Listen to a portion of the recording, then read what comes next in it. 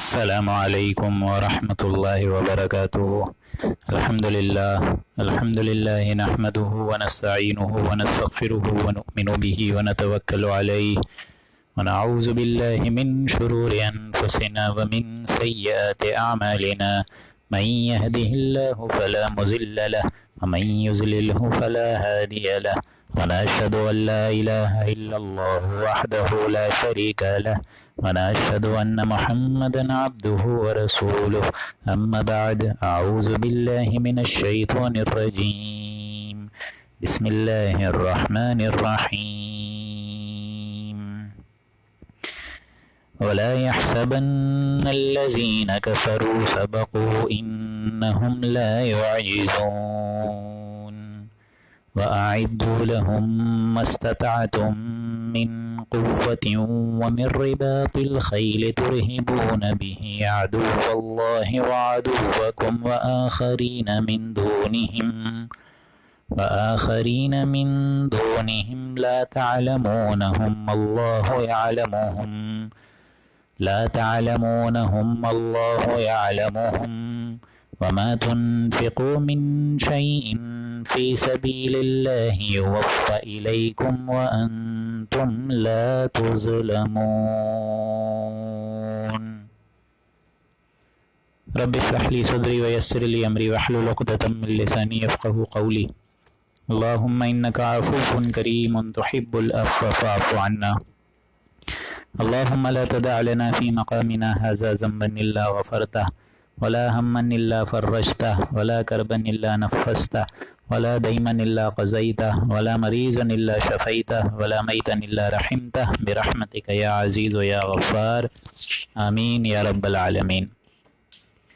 سامعین محترم، اللہ کے فضل و کرم سے آج ہم لوگ سورہ انفال کا 8واں رکوع مکمل کرنے جا رہے ہیں، اور اس کے بعد گویا کہ صرف 2 رکوع رہ جائیں گے، اور پھر انشاءاللہ ہم لوگ سورہ توبہ کا آغاز کریں گے پرسوں کی نشست سے۔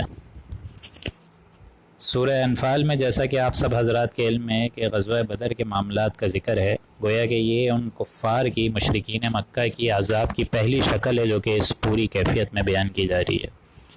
البتہ آگے جا کے سورہ توبہ میں آپ لوگ پڑھیں گے، انہی کفار پر اللہ کی طرف سے جو آخری آرڈر پاس ہوا ہے کہ اب چند مہینے ایمان لے آؤ ورنہ قتل کر دیے جاؤ گے اہل ایمان کے ہاتھوں کے ذریعے۔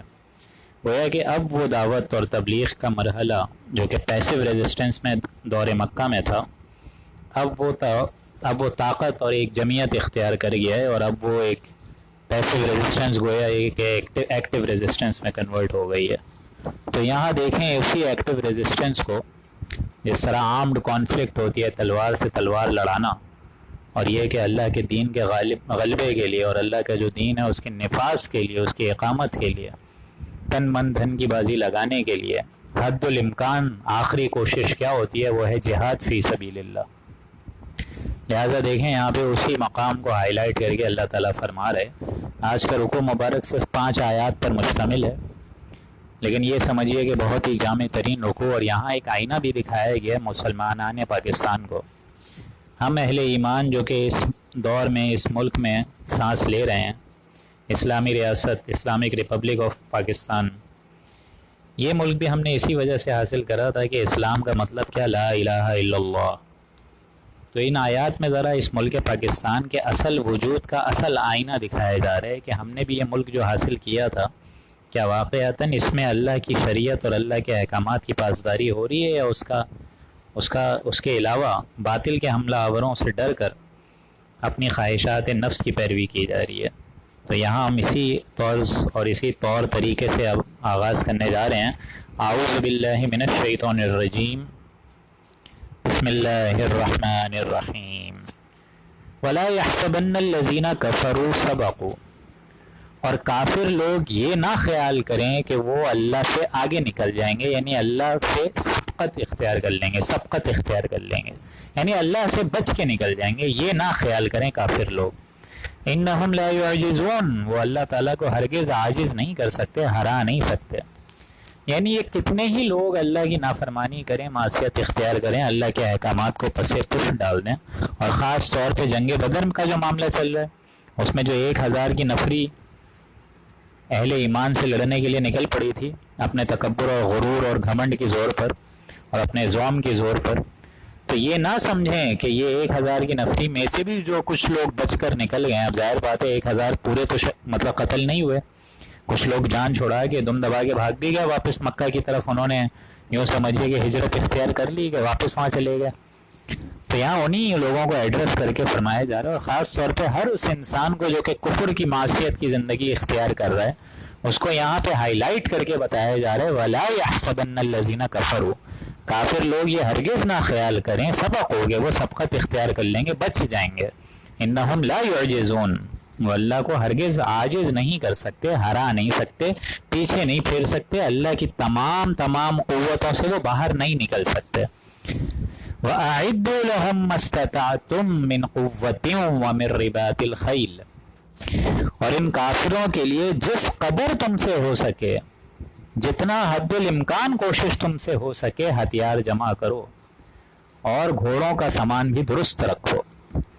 اب دیکھیں یہ ایک نیا دور شروع ہو رہا ہے, آغاز ایک نیا ہو رہا ہے کہ اپنے پورے طور سے اب ساز و سامان جمع شروع کر لو, کیونکہ اب جو فرض منصبی تم کو دیا جا رہا ہے اور یہ دعوت اور تبلیغ اور تحریک کا جو ایک نیا ریولوشنری مشن آگے چل رہا ہے اور ایک نیا مرحلہ اسٹارٹ ہو گیا ہے, اس کے لیے ظاہر بات ہے اللہ کے میدان میں آ کے تم کو اترنا ہوگا اور جنگ لڑنی ہوگی.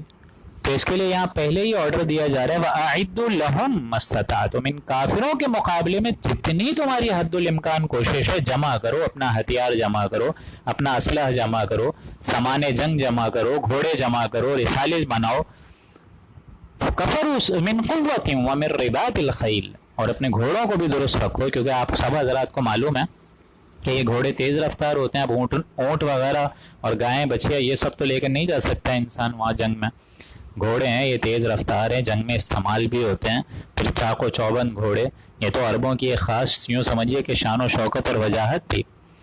لیکن حد الامکان جتنا تمہارے مستطاعتم, جتنی قوت تمہارے اندر ہے وہ سب کی سب لگا دو اپنی جنگوں کے سامان کو جمع کرنے کے لیے. یعنی توکل کا مطلب یہ نہیں ہے کہ ہاتھ پر ہاتھ رکھ کر انسان بیٹھا رہے کہ اللہ مدد کرے گا, اللہ مدد کرے گا, اللہ مدد کرے گا, نہیں, بلکہ اپنی استطاعت کے مطابق پوری تیاری رکھو. جیسا حضور فرماتے تھے کہ اونٹ کو پہلے باندھو پھر اللہ پر توکل کرو. یہ نہیں کہ اونٹ کو کھلا چھوڑ دیا اور آپ بے خوف ہو کے سو جائیں کہ اللہ تو دیکھ رہا ہے اللہ مدد کرے گا, نہیں. پہلے اللہ پر توکل کرنے سے پہلے اپنے سارے ساز و سامان تیار رکھو. اس کا مطلب کیا ہے؟ اگر آپ سارے ماشاءاللہ کچھ حضرات ڈاکٹرز بھی ہیں, اکثریت یہ آپ نے نہیں دیکھا ہے کہ اللہ مدد کرے گا, اللہ تعالیٰ شفا دے گا, دوا تو ہمیں کھانی ہی نہیں ہے, اللہ تعالیٰ عافیت کا معاملہ فرمائے گا, یا سلام و 100 دفعہ پڑھ لو اللہ تعالیٰ بہترین مرحلہ حل کر دے گا. نو ڈاؤٹ اللہ ہی مسبب الاسباب ہے, اسباب سے بالا تر اس کی مدد اور عافیت اور نصرت ہے. لیکن آپ سب کو اللہ تعالیٰ ہم سب کو یہ آرڈر دے رہا ہے کہ اپنی استطاعت کے مطابق جتنی تمہارے اندر کوشش ہے, صلاحیتیں ہیں, جتنے مال جمع کر کے اللہ کی راہ میں لگا سکو کرو, جتنا اعتماد اللہ پہ کر سکو کرو, لیکن پہلے اپنے ہتھیار درست رکھو, اپنے ساز و سامان جمع کر لو. اپنے اللہ پر توکل کرنے سے پہلے اسباب کو اختیار کر لو. جیسا آپ سب حضرات کو معلوم ہے, لوگ ڈرائیونگ کرتے ہیں, ایک ہوتی ہے ریش ڈرائیونگ, ادھر ادھر بھاگا رہے ہیں گاڑی, یہاں وہاں چلا رہے ہیں, سیٹ بیلٹ پہنی ہوئی نہیں ہے, لائسنس کا پتہ ہوا نہیں ہے, اور چلا اس بنا پر رہے ہیں کہ اللہ تعالیٰ مدد کرے گا. تو اللہ تعالیٰ پھر مدد نہیں کرتا ہے ایسے لوگوں کی. 100% میں سے 90% ایکسیڈنٹ جو ہو رہے ہیں ملک پاکستان میں, وہ کیوں ہو رہے ہیں؟ وہ غفلت سے ہو رہے ہیں. اور غفلت اسی بنا پر ہو رہی ہے کہ بھائی کچھ بھی کر لیں ہم جو ہے اللہ مدد کرے گا. کتنا غلط کانسیپٹ ہے, کتنا غلط کانسیپٹ ہے. آپ سوچئے یہاں اللہ کا قرآن مجید حضور سے خطاب کر کے کہہ رہا ہے مستطاعتم, جتنی تمہاری استطاعت ہے, جتنی طاقت ہے, جتنی توفیق ہے, اس حساب سے گھوڑے جمع کرو, اللہ کی مدد پھر آئے گی. اسلحہ جمع کرو, سامان جنگ تیار رکھو, گھوڑے رسالے یہ ساری چیزیں جو جنگ میں یوز ہوتی ہیں اس کو ریڈی رکھو. وَمِن رِّبَاطِ الْخَيْلِ تُرْهِبُونَ بِهِ عَدُوَّ اللَّهِ وَعَدُوَّكُمْ, اور ان ساری چیزوں کو جمع کر کے یہ نہ ہو کہ انسان جو ہے پھر ہاتھ پہ ہاتھ دھر کے بیٹھا رہے, نہیں. ان ساری چیزوں کو جمع کر کے ہوگا کیا؟ اس کے ذریعے سے ترہبون بہ عدو اللہ وعدوکم, اس کے ذریعے سے تم اپنا رعب جماؤ ان لوگوں پر جو کہ اللہ کے دشمن ہیں اور تمہارے بھی دشمن ہیں. وآخرین من دونہم, اور اس کے علاوہ بھی تو تمہارے دشمن ہیں, یعنی منافق سارے کے سارے.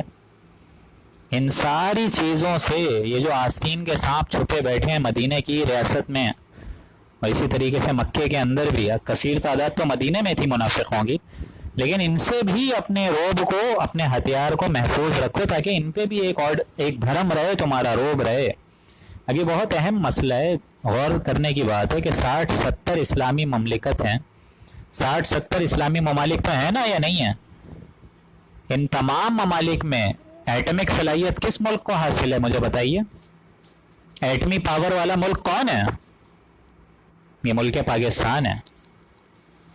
لہٰذا یہ امانت پوری امت مسلمہ کی ہے، مسلمانان پاکستان کے پاس، یہ اچھے طریقے سے سمجھ لیجئے، پوری کی پوری امت مسلمہ کی ایک امانت ہے اس ملک پاکستان کے پاس کہ یہ ایٹمک صلاحیت اللہ تعالیٰ نے یہ شرف ملک پاکستان کو بخشا ہے اور کسی ملک کو نہیں بخشا۔ اور اس کے بارے میں اگر امریکہ کا دباؤ قبول کر لیا گیا تو یہ سب سے بڑی خیانت ہوگی اللہ کے ساتھ، امت مسلمہ کے ساتھ اور اللہ کے دین کے ساتھ۔ یہاں اللہ تعالیٰ کا کلام کیا کہہ رہا ہے کہ تمہیں اگر کوئی صلاحیت دی ہے تو اس کا ایک بھرم رکھو۔ وَعَدُوُّ اللَّهِ وَأَعِدُّوا لَهُم مَّا اسْتَطَعْتُم مِّن قُوَّةٍ وَمِن رِّبَاطِ الْخَيْلِ تُرْهِبُونَ بِهِ عَدُوَّ اللَّهِ وَعَدُوَّكُمْ، اس کے ذریعے سے دشمنوں پر ایک روب رکھو۔ کتنے دشمن ہیں تمہارے یہودیوں کی شکل میں، اور ان لوگوں پر بھی جو رکھو، روب اور بھرم رکھو جو کہ تمہارے بھی دشمن ہیں، وَآخَرِينَ مِن دُونِهِمْ، اور وہ بھی تو دشمن ہیں جو کہ تمہارے پیٹ پیچھے ہیں، آستینوں کے سانپ ہیں، منافق ہیں۔ تو یہ شرف ملک پاکستان کو حاصل ہوا ہے۔ ساری پالیسیز آج دیکھیے آپ، ساری جو ڈپلومیسیز ہے وہ کس کے خلاف ہو رہی ہے؟ پاکستان کے خلاف ہو رہی ہے۔ لہٰذا ہمیں یہ آرڈر دیا جا رہا ہے کہ بی ڈٹرنٹ، حد الامکان اپنے ساز و سامان تیر کانٹوں سے لیز ہو کے رکھو۔ معلوم پڑے کہ یہ پاکستان ملک کوئی ہلکی چیز نہیں ہے، کوئی کھلونا نہیں ہے۔ وَأَعِدُّوا لَهُم مَّا اسْتَطَعْتُم مِّن قُوَّةٍ وَمِن رِّبَاطِ الْخَيْلِ تُرْهِبُونَ بِهِ عَدُوَّ اللَّهِ وَعَدُوَّكُمْ وَآخَرِينَ مِن دُونِهِمْ، اور ظاہر بات ہے دوسرے لوگ بھی منافق کی کیفیت میں، ان کو بھی اپنا روب اور بھرم رکھو۔ لا تعلمونہم، وہ منافقوں کو تم نہیں جانتے ہو، اللہ یعلمہم، اللہ جانتے ہیں ان کو۔ یہ وہی ہے نا منافق جو ہے نبی آپ کے پیچھے نمازیں پڑھ رہے ہیں، روزے ذکر اذکار کر رہے ہیں، لیکن اللہ کے دین کے لیے کمر کوشاں نہیں کرتے۔ جہاں آپ کہیں کوئی حکم جاری کر دیتے ہیں کہ اب جنگ کے لیے نکلنا ہے، وہ نہیں نکلتے۔ جہاں آپ کہتے ہیں کہ اب جو ہے جنگ کے لیے ساز و سامان اکٹھا کرنا ہے، انفاق کرنا ہے، فی سبیل اللہ کرنا ہے، تو ان کا کہنا یہ ہوتا ہے کہ معاذ اللہ، اللہ تو فقیر ہے۔ یہ ہم پڑھ چکے ہیں، ان اللہ فقیر ونحن اغنیاء، سورہ آل عمران کے آخری دو رکوع۔ تو ان کا معاملہ تو یہ ہے۔ تو اے نبی آپ ان آستین کے سانپ والوں کو نہیں جانتے ہیں، اللہ یعلمہم، اللہ جانتا ہے ان کو، اللہ جانتا ہے اس کو۔ وما تنفقوا من شیء فی سبیل اللہ، اور ظاہر بات ہے ساز و سامان گھوڑے کے لیے مال تو دینا ہوگا، انفاق کرنا ہوگا، انفاق تو کرنا ہوگا، جان مال لگانی ہوگی، تن من دھن کی بازی لگانی ہوگی۔ اللہ کا دین جو ہے ظاہر بات ہے اللہ کا نظام آسمان سے تو نہیں ٹپکے گا، اس کے لیے مجھے اور آپ کو کوشش کرنی ہوگی، اپنی جان سے، اپنی مال سے، اپنے تن من دھن سے، اپنی جسم کا ایک ایک رمق، ایک ایک سیل اللہ کی راہ میں لگانا ہوگا، تب جا کے انقلاب آئے گا نا، ایسے تو نہیں آئے گا۔ اس لیے فرمایا وما تنفقوا من شیء، اور جو کچھ تم اللہ کی راہ میں خرچ کر دو گے، فی سبیل اللہ، اللہ کی راہ میں، یوفی الیکم، تم کو پورا پورا بدلہ دیا جائے گا، وانتم لا تظلمون، اور تمہارے لیے کچھ حق تلفی نہیں ہوگی، تم پر ہرگز ظلم نہیں ہوگا۔ تم دو تو صحیح، سورہ بقرہ کے 2 رکوع اس پہ آئے تھے اگر آپ کو یاد ہو، جولائی کے مہینے میں، کہ ایک دانے کی کیفیت ہے اس مال کی جو کہ انسان اللہ کی راہ میں دیتا ہے، اس ایک دانے سے اللہ تعالیٰ 100 بالیاں نکالتا ہے، 100 بالیوں میں 700 دانے ہوتے ہیں، تو اللہ تعالیٰ تو اس 700 سے بھی زیادہ گنا تم کو اجر و ثواب دے گا۔ تم اللہ کی راہ میں لگاؤ تو صحیح، تم کہاں سیج کے رکھ رہے ہو، بچا بچا کے رکھ رہے ہو۔ تو بچا بچا کے نہ رکھ، اسے تیرا آئینہ ہے وہ آئینہ کہ شکست ہو تو عزیز تر ہے نگاہ آئینہ ساز میں، تم بچا بچا کے رکھ رہے ہو۔ بلکہ اب دعوت و تحریک اور ریولوشن کا تو وہ مرحلہ آ گیا محمد الرسول اللہ صلی اللہ علیہ وآلہ وسلم کا کہ ساز و سامان اور تیر کانٹوں سے لیز ہونا ضروری ہے، آرمڈ کانفلکٹ کا مرحلہ ہے، اور تم بچا بچا کے رکھ رہے ہو۔ تو ایسا نہیں کرو، وانتم لا تظلمون، تم پر بھی پھر ظلم نہیں ہوگا آخرت میں۔ اگر تم اللہ کی راہ میں آج 1000 کا بھی نوٹ لگاؤ گے تو کیا پتہ اللہ تعالیٰ تم کو 7000 700 گنا 1000 دے تمہیں اس دن۔ آخرت میں سب سے بڑا اجر کیا ہوگا کہ انسان، میں اور آپ آخرت میں جہنم سے بچ جائیں، یہ تو سب سے بڑا اجر ہے وہاں پہ۔ युवफ़्फ़ा इलैकुम, पूरा पूरा अल्लाह देगा, व अंतुम ला तुज़लमून, तुम पर हरगिज़ जुल्म नहीं होगा, हरगिज़ जुल्म नहीं होगा उस दिन। व इन जनहू लिस्सल्म, और ए नबी अगर ये कुफ़ार सुलह की तरफ झुक जाएं, ये पूरे के पूरे कुफ़ार मुशरिकीन अरब पूरा का पूरा मक्का आपके आगे घुटने टेक दे सुलह की तरफ और सल्म सलामती की तरफ झुक जाए, तो फिर फजनह लहा, तो ए नबी आप भी झुक जाएं, तो ए नबी आप भी फिर ज़बरदस्ती उनको नहीं मारें, आप भी फिर झुक जाइए। जब वो आपको सुलह पेश कर रहे हैं, सलामती पेश कर रहे हैं, आपके आगे घुटने टेक दिए हैं, तो अब ज़बरदस्ती उन पर कोई गिरफ्त करने की ज़रूरत नहीं है, आप भी झुक जाएं। इखलाक और इंसानियत की सबसे आला तालीम यही है कि जब वो झुक रहे हैं, जब वो कॉम्प्रोमाइज़ कर रहे हैं, तो ये मुसलमानों अब तुम भी कॉम्प्रोमाइज़ कर दो, फजनह लहा। लेकिन जाहिर बात है कॉम्प्रोमाइज़ तो आपने कर दिया, सुलह का जवाब सुलह से दे दिया, लेकिन फिर डरना नहीं है उनकी प्लानिंग से, उनकी तदबीरों से, उनकी चालों से, उनकी साजिशों से डरना नहीं है, बल्कि वतवक्कल अलल्लाह, फिर आप तवक्कल करें अल्लाह पे, अल्लाह पे भरोसा करें, अल्लाह की मदद पर उम्मीद रखें कि ठीक है मैंने इन पर भरोसा, मतलब इन पर सुलह तो फेंक दिया है, इन्होंने भी मुझ पर सुलह फेंक दिया है, तो ठीक है, लेकिन तवक्कल अल्लाह पर, वतवक्कल अलल्लाह, तवक्कल होगा पूरा का पूरा अल्लाह सुब्हानहू व तआला पे। इन्नहु हुवस समीउल अलीम, यकीनन अल्लाह ताला ही सुनता है और जानता है, इल्म रखता है, यानी फिर आपको कोई डरने की ज़रूरत नहीं है नबी, आपकी मदद जो है अल्लाह ताला कर देगा, और इसी तरीके से आपके ज़रिए जितने अहले ईमान है उनकी फ़तह हमकिनार अल्लाह ताला करेगा उनको फ़तह से। तो आपको किसी इनकी आजमाइशों से, किसी इनकी साजिशों से, किसी इनकी गीबतों से, चुगलियों से कोई घबराने की, ज़र्रा भर घबराने की ज़रूरत नहीं है। आपका ए नबी ये बाल भी बिका नहीं कर सकते। इन्नहु हुवस समीउल अलीम, कि बेशक अल्लाह ताला सुनता है, इन काफिरों की साजिशों को भी सुन रहा है, और अल अलीम भी है, वो इल्म भी रखता है कि किस बंदे ने अल्लाह पर कितना हद्दुल इम्कान तवक्कुल करा है। ये समझ लीजिए अच्छे तरीके से, जितना आपका तवक्कुल स्ट्रांग होगा, जितनी आपकी अल्लाह से लौ ज़्यादा लगेगी, जितनी कल्बी माहियत आपको अल्लाह ताला की तरफ से मिलेगी, उतना ही आपके लिए अल्लाह ताला की तरफ से मदद होगी। जिस तरह अल्लाह ने फरमाया कि मैं अपने बंदे के गुमान की तरह हूँ, गुमान जैसा हूँ, गुमान के साथ हूँ, जो मेरा बंदा जिस तरीके का मेरे साथ गुमान करता है मैं वही मामला करता हूँ। अगर आपको ये डर होगा कि आप एग्ज़ाम में फ़ेल हो जाएंगे, आपको अल्लाह ताला की कोई मदद और ताईद और नुसरत की कोई उम्मीद ही नहीं है, तो फिर आप समझ लीजिए कि एग्ज़ाम में जाने से पहले फ़ेल हो गए। अगर आपको अल्लाह की मदद पर कोई भरोसा है ही नहीं, तो अल्लाह ताला भी क्यों मदद करेगा। बहुत एक यूँ समझिए कि मंतकी बात है। हाँ, अल्लाह पे तवक्कल करें तो अल्लाह ताला भी मदद करेगा, लेकिन तवक्कल का मतलब ये नहीं है कि आप हद्दुल इम्कान कोशिश ही ना करें, सारा का सारा तवक्कल छोड़कर अल्लाह पे आप जो है वो बैठे हुए अल्लाह के तवक्कुल के आसरे, ये भी अच्छी चीज़ नहीं है। बल्कि अपने हद्दुल इम्कान मस्तताअतुम, अपनी पूरी कोशिश करें, अच्छे तरीके से पढ़ें, अच्छे तरीके से तालीम जितनी आप कर सकें, जितनी आपने मेहनत करी है, फिर आप अल्लाह पे मामला छोड़ दें, फिर जो होगा अल्लाह ताला इस पूरी की पूरी गाड़ी को चलाएगा, आपकी ज़िंदगी के मराहिल को अल्लाह ताला आसान फरमा देगा।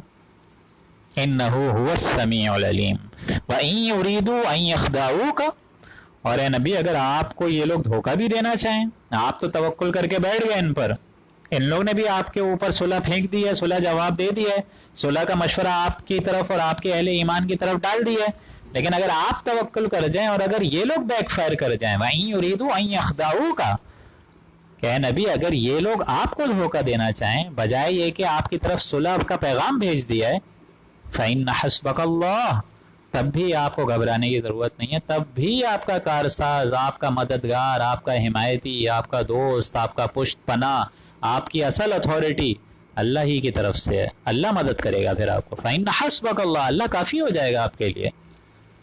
हुवल्लज़ी अय्यदका बिनस्रिही व बिलमुमिनीन, और वही है अल्लाह जिसने ए नबी आपकी मदद की है अपनी नुसरत से और अहले ईमान के ज़रिए।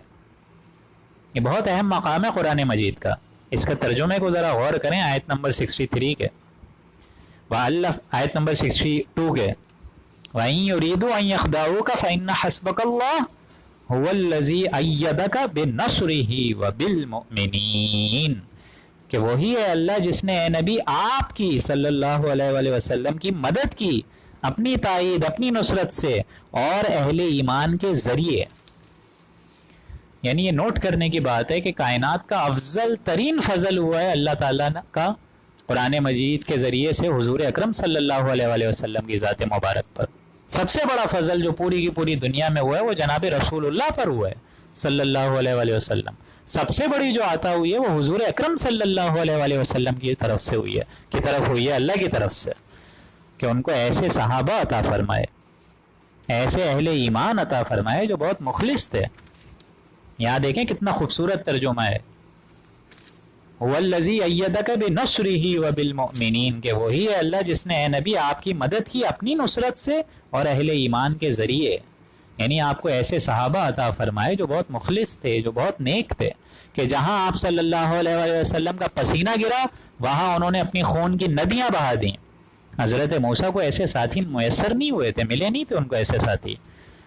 کیا مقام ہوا تھا ان کا کہ جب انہوں نے کہا کہ اللہ کی راہ میں جنگ کرو اس ملک فلسطین میں، تو کیا کہا تھا ان کی قوم نے؟ آپ کو یاد ہے؟ پوری قوم نے انکار کر دیا کھلم کھلا، فَاذْهَبْ أَنْتَ وَرَبُّكَ فَقَاتِلَا إِنَّا هَاهُنَا قَاعِدُونَ، کہ جاؤ تم اور تمہارا اللہ جا کے جنگ کرے، ہم یہیں رہیں گے، ہم نہیں ہلیں گے۔ جس کی وجہ سے شدید بیزاری ہوئی تھی حضرت موسیٰ کی طبیعت میں۔ فَافْرُقْ بَيْنَنَا وَبَيْنَ الْقَوْمِ الْفَاسِقِينَ، کہ اللہ تعالیٰ میرے اور اس فاسق، اپنی ہی قوم کے بارے میں کہہ رہے ہیں کہ میری اور میری اس قوم کے درمیان جدائی ڈال دے، فاصلہ کر دے۔ تو حضرت موسیٰ کو ایسے ساتھی نہیں ملے، کسی کو ایسے ساتھی نہیں ملے سوائے جناب محمد الرسول اللہ کے، کہ جہاں آپ صلی اللہ علیہ وسلم کا پسینہ گرا وہاں انہوں نے خون کی ندیاں بہا دیں۔ اور یہ مقام دیکھنے پہ آتا ہے مقام صفرا پر، جہاں دوسری مشاورت ہوئی ہے جو کہ بڑی سخت ہوئی تھی کہ کیا کریں، ابو سفیان کے قافلے کی طرف چلیں یا اس لشکر کی طرف چلیں جو مکے کی طرف سے تیل کانٹوں سے لیز ہو کر آ رہے ہیں۔ ظاہر بات ہے وہاں کچھ لوگ کہنے لگے کہ قافلے کی طرف چلتے ہیں، پہلے اس کو لوٹ لیتے ہیں، اور جب اس کو لوٹ لیں گے نبی تو ظاہر بات ہے اپنا ساز و سامان بھی آ جائے گا، پھر جا کے لشکر کی طرف جنگ کریں گے۔ منطقی بات بھی صحیح تھی، عقل بھی یہی بات اور رہنمائی دے رہی تھی، لیکن حضور نے مشورہ لیا کیا کریں کیا کریں۔ دیکھیں مشاورت کتنی اہم شے ہے، جب بھی آپ کبھی کسی جگہ پھنسیں آپ اپنے بڑوں سے مشورہ لیں، اپنے ساتھیوں سے مشورہ لیں، اپنے اہل و عیال والدین سے مشورہ لیں۔ حضرت مقداد کھڑے ہوئے، انہوں نے کہا کہ اے نبی آپ ہمیں موسیٰ کا ساتھی نہ سمجھیں، حضرت موسیٰ کے ساتھی نہ سمجھیں، آپ جو حکم دیں گے یا رسول اللہ ہمیں قبول ہے۔ حضرت ابو بکر کھڑے ہوئے، حضرت عمر، حضرت عثمان کھڑے ہوئے، سب نے اپنی اپنی مشاورت اور رائے پیش کری، لیکن حضور اکرم صلی اللہ علیہ وسلم نے کہا اور فرماؤ اور فرماؤ۔ انصار کی طرف آپ نے غور سے دیکھا تو حضرت سعد کھڑے ہوئے رضی اللہ تعالیٰ عنہ، انہوں نے فرمایا کہ یا رسول اللہ شاید آپ کا روح سخن ہماری طرف ہے، تو اے نبی ہم آپ پر ایمان لا چکے، آپ کی رسالت کو قبول کر چکے، آپ کو اللہ کا نبی مان چکے ہیں، اب ہمارے اوپر کوئی آپشن باقی نہیں رہا ہے۔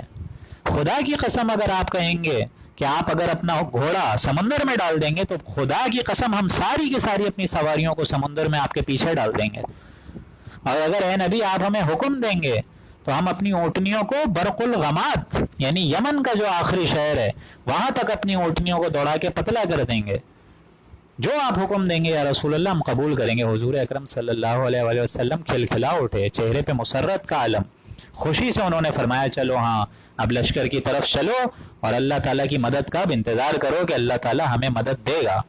تو یہ دوہری مدد ہوئی ہے اللہ تعالیٰ کی طرف سے کہ 1000 کے لشکر کے خلاف 1000 فرشتے اتار کے بھیج کے مدد کری، اور دوسری مدد کیا ہوئی کہ ایسے مخلص لوگ دیے، ایسے مخلص ترین لوگ اللہ تعالیٰ کے نبی کو عطا فرمائے اللہ نے کہ جو بہت اللہ کے فضل و کرم سے نیک ثابت ہوئے اور اس دین کو پھیلانے میں مؤثر ذریعہ ثابت ہوئے۔ آج جو ہم درس قرآن کے سیشنز لے رہے ہیں یہ ساری کے ساری کن کی وجہ سے ہوا ہے؟ یہ جناب محمد الرسول اللہ کی محنت سے ہوا ہے، اور ان کو ایسے صحابی جو عطا فرمائے ان کی جانثار قربانیوں کی وجہ سے ہوا ہے، ان کی کوششوں اور کاوشوں کی وجہ سے ہوا ہے۔ اچھا آگے فرمایا وَأَلَّفَ بَيْنَ قُلُوبِهِمْ، ان کے دلوں میں ہم نے اتفاق پیدا کر دیا۔ یہ جو اہل ایمان تھے حضرت ابو بکر، عمر، عثمان، یہ حضرت عمر ہی تھے نا جو کہ نبی کے شدید دشمن رہے پہلے، لیکن حضرت عمر کو بھی حضرت ابو بکر کے جو اگینسٹ ایک مطلب یوں سمجھیے کہ مزاج ملتے نہیں تھے، لیکن اللہ تعالیٰ نے حضرت ابو بکر، حضرت عمر، حضرت عثمان ان سب کو بھائی بھائی بنا دیا۔ وہی مطلب صحابی حضرت عمر جو کہ ایک وقت تھا کہ حضور کو معاذ اللہ قتل کی نیت سے جا رہے تھے، آپ کو معلوم ہے یہ سیرت میں آپ پڑھیں گے، لیکن وہی عمر دیکھیں کتنا بڑا عمر فاروق بنا ہے، حق اور باطل میں فرق کر دینے والا صحابی بنا ہے. سوچئے آپ لوگ. تو یہ کن وجوہات کی وجہ سے ہوا؟ یہ کن کیفیت کی وجہ سے ہوا؟ کس کی وجہ سے ہوا؟ اللہ تعالیٰ اپنے اوپر یہ بات لے رہا ہے. وَأَلَّفَ بَيْنَ قُلُوبِهِمْ، ان کے دلوں میں اتفاق میں نے پیدا کیا ہے، ان کے دلوں میں محبت، ان کے دلوں میں اپنائیت اللہ نے پیدا کری ہے. لَوْ أَنفَقْتَ مَا فِي الْأَرْضِ جَمِيعًا، اور اے نبی اگر آپ دنیا بھر کا ساز و سامان، دنیا بھر کی دولتیں، دنیا بھر کی چاندنیاں ان کے اوپر لوٹا دیتے، مَا أَلَّفْتَ بَيْنَ قُلُوبِهِمْ، تب بھی آپ ان کے دلوں میں اتفاق پیدا نہیں کر سکتے تھے، تب بھی آپ ان کے دلوں میں محبت نہیں پیدا کر سکتے تھے. وَلَٰكِنَّ اللَّهَ أَلَّفَ بَيْنَهُمْ، بلکہ اللہ تعالیٰ نے ان کے درمیان باہمی اتفاق پیدا کیا ہے. دلوں کی نرمی، تعریف قلبی. اگر آپ اے نبی دولت سے ان کو کرنا چاہتے تو ہرگز آپ ان میں درمیان اتفاق پیدا نہیں کر سکتے، جو اپنی مشیت سے ہم نے ان کے درمیان کر دیا ہے. سورہ آل عمران 103 آیت یاد ہے آپ کو؟ اذ کنتم اعداء فالف بین قلوبکم، تم تو آگ کے گڑھے کے کنارے تک پہنچ چکے تھے، تم تو شدید ترین ایک دوسرے کے دشمن تھے. یہ تو محبت اللہ نے پیدا کری ہے تمہارے درمیان کہ تم سارے کے سارے بھائی بھائی ہو گئے.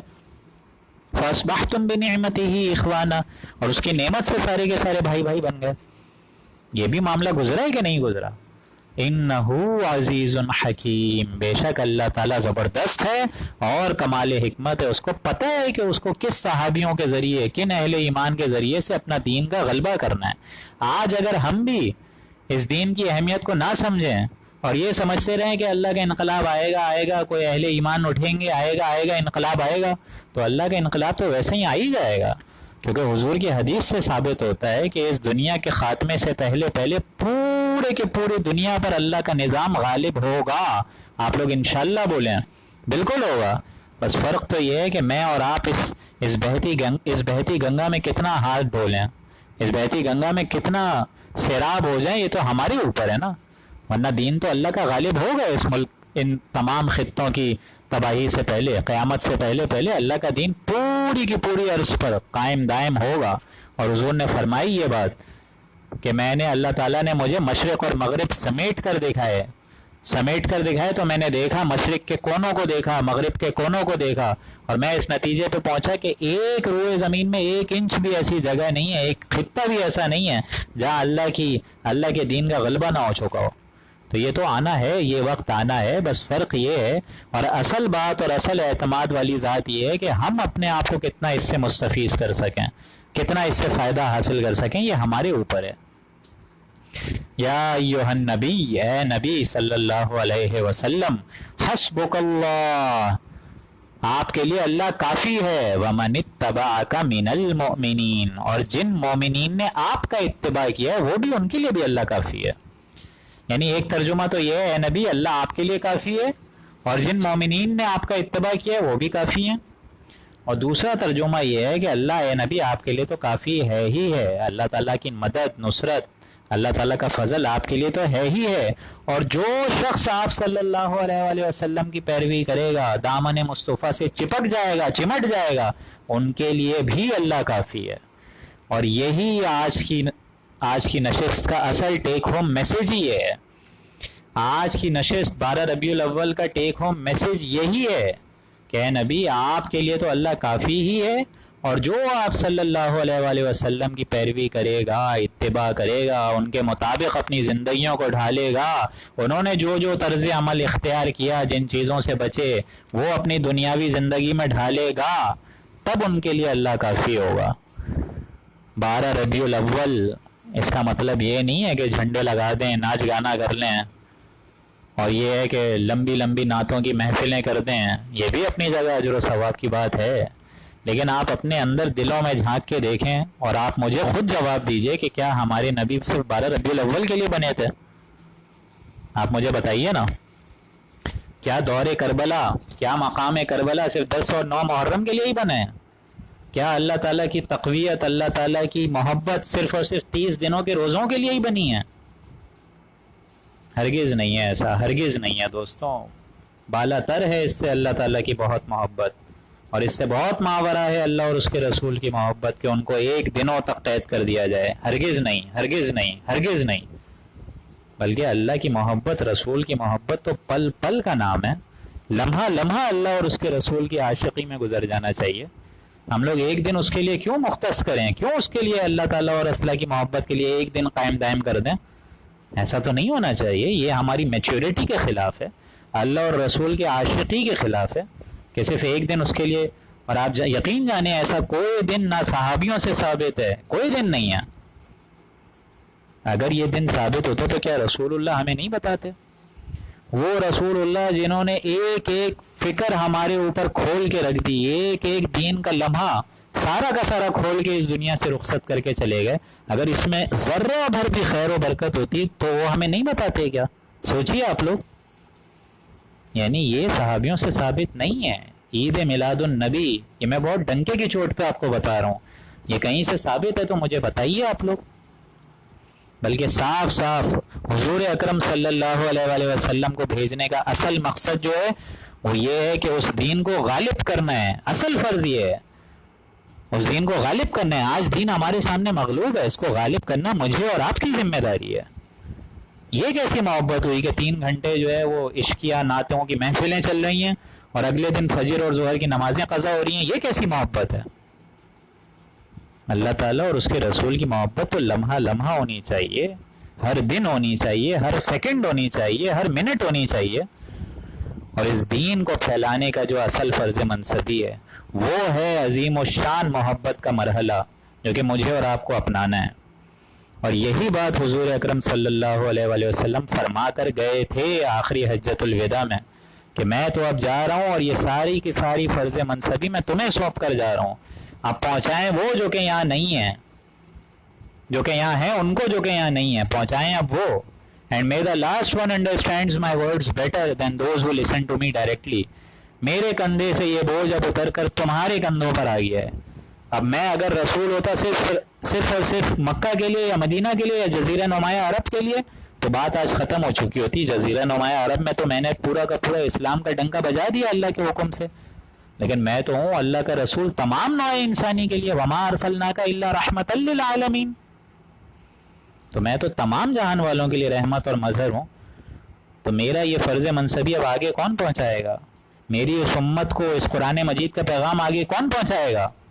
یہ میں اور آپ انشاءاللہ پہنچائیں گے, ہم سارے مل کر پہنچائیں گے. بولیں آپ لوگ انشاءاللہ, انشاءاللہ ہم لوگ ضرور پہنچائیں گے. اور انشاءاللہ العزیز اللہ کی بارگاہ میں جب ہم لوگ کھڑے ہوں تو صرف یہ نہ بولیں کہ یا رسول اللہ ہم نے جو ہے آپ کے لیے اتنی بڑی بڑی نعتیں پڑھیں, اتنی بڑی بڑی محفلیں رکھیں, بلکہ یہ فخر سے انشاءاللہ بول سکیں کہ یا رسول اللہ آپ کا جو کام تھا آپ کے جانے کے بعد میں نے اور آپ نے کیا, ہماری اہل و عیال نے کرا, ہماری نسلیں اس دین کے خاطر بچ گئیں.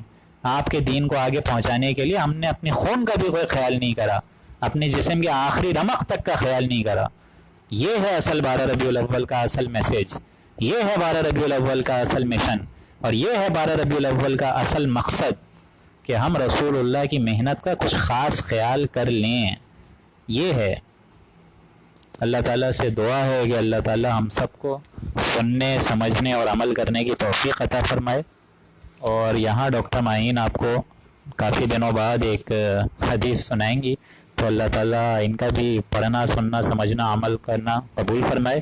اور یہاں آپ کو ڈاکٹر معین ایک چھوٹی سی حدیث آج کی نشست کی مناسبت سے سمجھائیں گی. السلام علیکم. آج جیسے 12 ربیع اول ہے اس لحاظ سے سنت کی اہمیت کے حوالے سے حدیث ہے. عمرو ابن عوف رضی اللہ تعالیٰ عنہ کہتے ہیں کہ رسول اللہ صلی اللہ علیہ وسلم نے ایک دن بلال ابن حارث سے کہا, اے بلال جان لو. انہوں نے کہا, یا اللہ کے رسول صلی اللہ علیہ وسلم کس چیز کے جاننے کا آپ مجھے حکم دیتے ہیں؟ آپ صلی اللہ علیہ وسلم نے فرمایا, اس بات کو جان لو کہ جو لوگ میری سنتوں میں سے کسی سنت کو اس کے مٹ جانے کے بعد رائج کریں گے تو ان کو اس پر عمل کرنے والوں کے برابر اجر ملے گا, اور عمل کرنے والوں کے اجر میں کوئی کمی نہیں کی جائے گی. اور جو لوگ کوئی نئی بات از قسم گمراہی دین میں رائج کریں گے جو اللہ اس کے رسول صلی اللہ علیہ وسلم کی مرضی کے خلاف ہوگی تو ان کو اس بدعت پر عمل کرنے والوں کے برابر سزا ملے گی, اور عمل کرنے والوں کی سزاؤں میں کوئی کمی نہیں کی جائے گی. تو ایسی بہت سی بدعتیں ہیں جو ہمارے یہاں رائج ہیں. اللہ تعالیٰ ہمیں توفیق دے کہ ان بدعتوں سے نکلیں اور اپنی زندگی کو سنت کے مطابق ڈھالنے کی کوشش کریں. آمین. جزاکم اللہ خیرا. بارک اللہ لنا ولکم فی القرآن العظیم. ونفعني وإياكم بالآيات والذكر الحكيم. صدق الله العظيم.